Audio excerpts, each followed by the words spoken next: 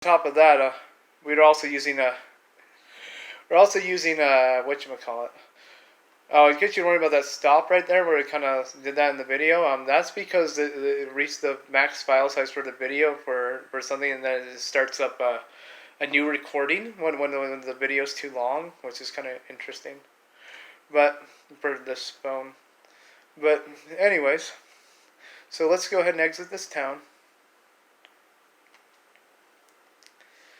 But yeah, what was this? So yeah, if I had like a Framemeister, which is a really good scaler, Framemeisters are actually cost around close to $1,000, sometimes over. So they're very expensive for scaling. So I don't have that kind of money, and I don't have enough money for an OLED TV this size either, because this is a 75-inch TV. If you buy an OLED Sony TV that's this same size, it costs like over $6,000. I don't have that kind of money, and I'm not willing to spend that much. I mean, 3 was like the most I'd be willing to spend. So yeah, so this is what I get. I mean, I could buy a smaller OLED TV that would be around the same price, but then the immersion just isn't quite the same. And I'll show you what I mean later, in like either this video or a different video. Okay, so anyways, enough talking. Let's go ahead and teleport to the same place that we did the other times. This is hard to do with one hand. Because so mirror pulse, just like last time. It's kind of blurry, but yeah. Okay. Sorry, I kind of accidentally pushed my thumb with the hole at the same time I was moving the phone. But yeah. So now we'll just come in here, and it'll crash and freeze when I do the same thing I did before. Or the reason we're doing this so many times is because we're trying 2 different discs. One that has a lot of scratches, and then one that has less scratches. But I think they both still have some scratches.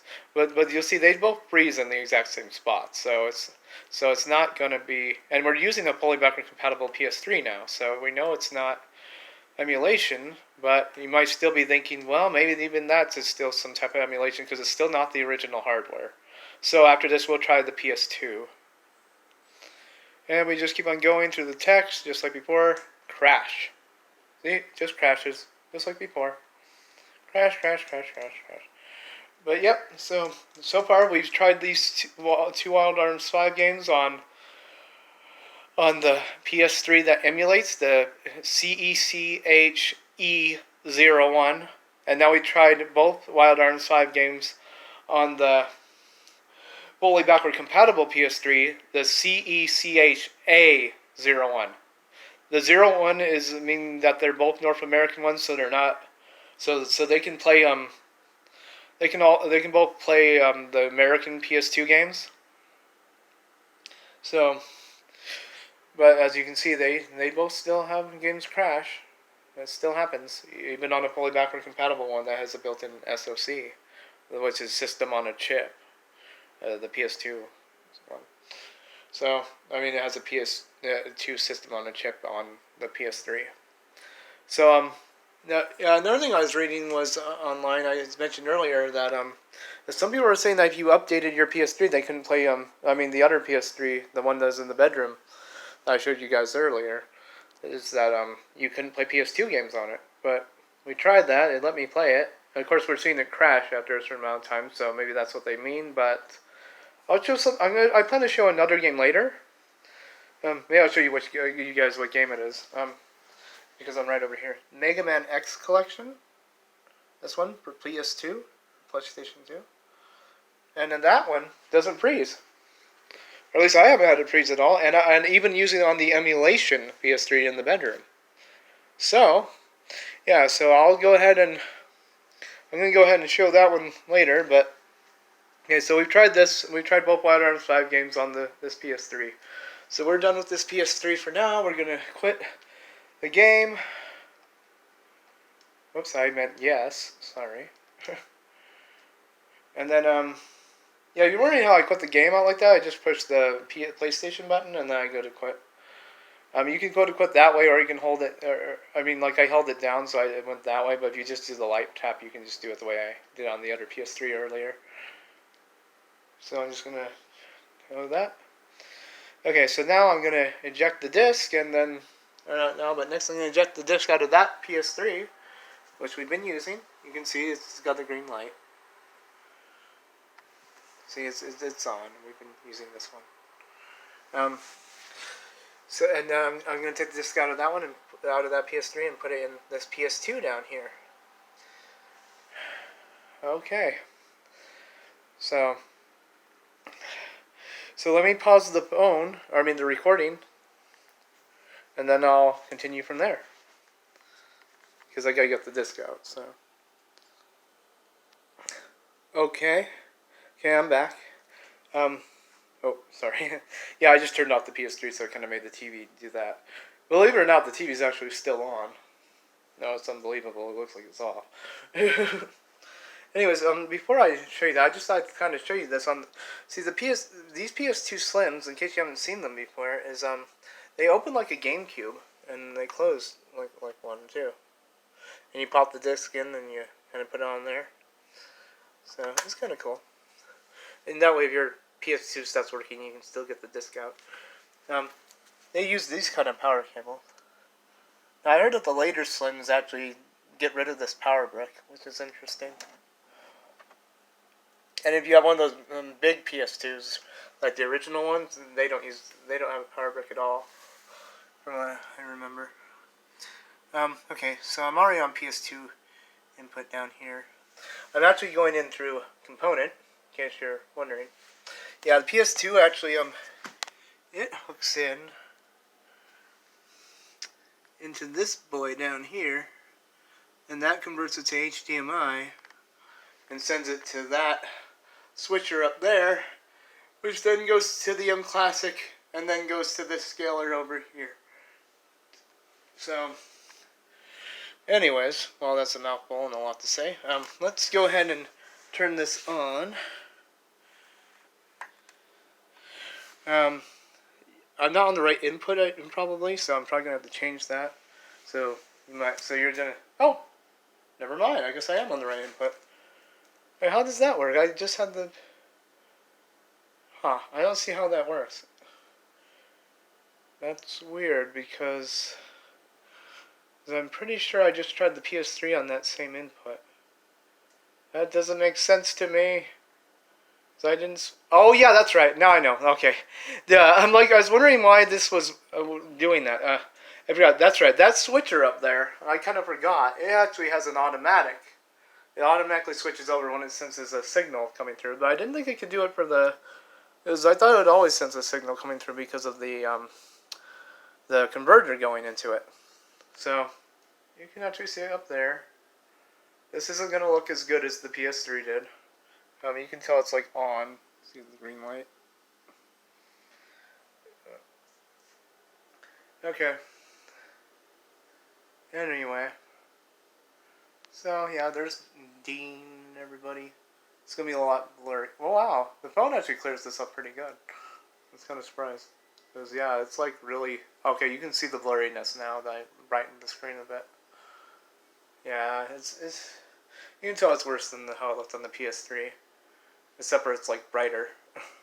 And the aspect ratio is probably better. Oh, I'm pushing the wrong controller.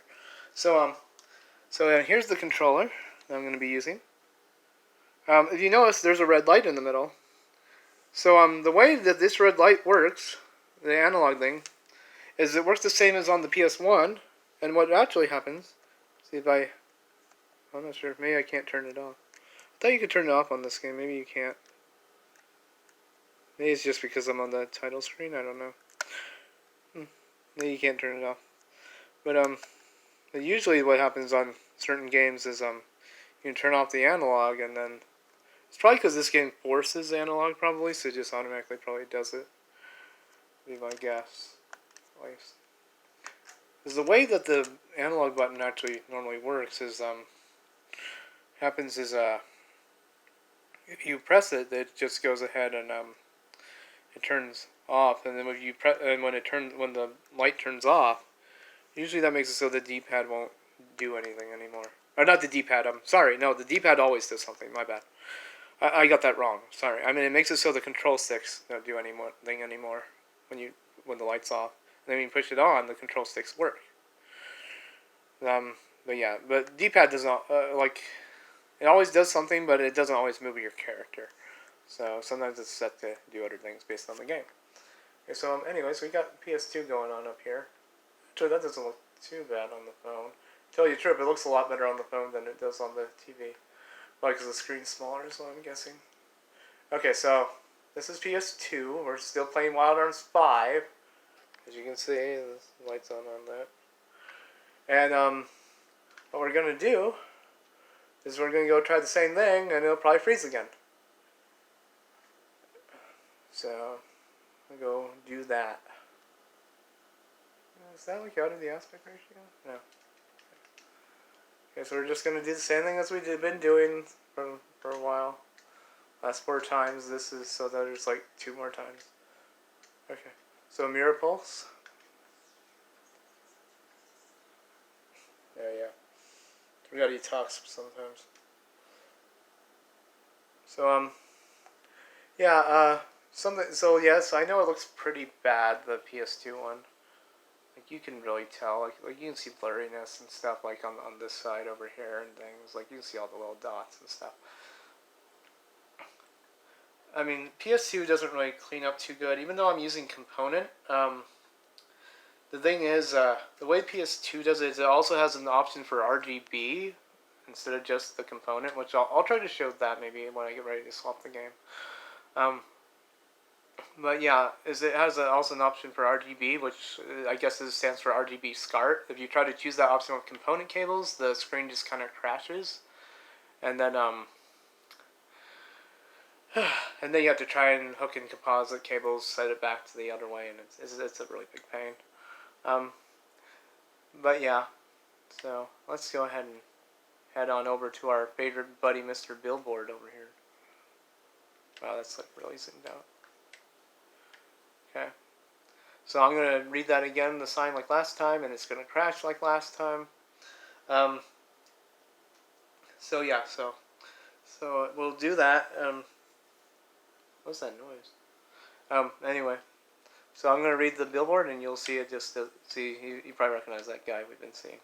Okay, so I'm just going to read it, and then watch. It's going to... Now this... Okay, that light that's like on there, that's like the phone doing that. Maybe not that part of the phone. Let's see if we can make it even darker, if we can get rid of that light. Okay. Well, we got rid of the light, but now we can't see anything, so... Alright, so I'm just going to kind of press the button over and over. But yeah, that looks pretty bad for the PS2 on here, if you noticed. Yes, I am aware of this. And look, it crashed. Look, it crashed. PS2, original hardware. Watch. Look, crash.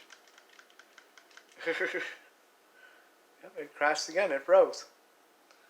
And if we so the way you turn off a PS2, if you lightly press it, it actually just resets it so that it'll like reload and stuff. But I'm just going to turn it off all the way. Okay, turned it off. As you can see, the screen went blank. So I'm going to open this, show you that Wild Arms 5 was indeed in it. Wild Arms 5. So yeah, if I had RGB, I mean that scaler up there, that's like under the TV, that has RGB SCART, but the thing is I don't have an RGB SCART cord, so it also has an HDMI input, so that's what I'm kind of using. But anyways, so yeah, so we tried that Wild Arms 5 game, same game we've been trying, and then we're gonna go put in the other disc and see if that one crashes, and if that one does too, then that means it's not an emulation problem.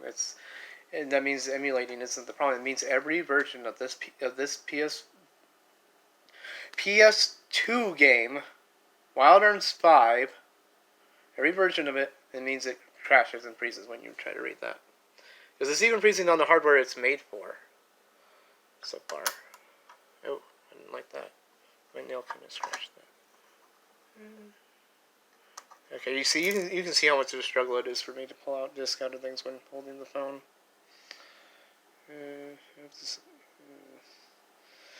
that one has quite a bit of scratches, so we'll try the other one. Alright. So I'm going to go put this back into the bathroom. Grab the other disc.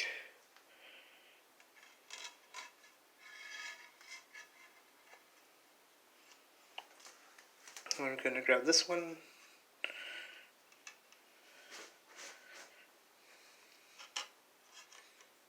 Oh, come on.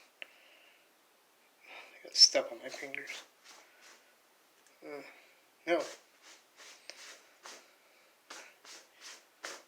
Trying to be careful with this disc so I don't drop it. Because this is one of my favorite games. Even if it has that weird crashing problem.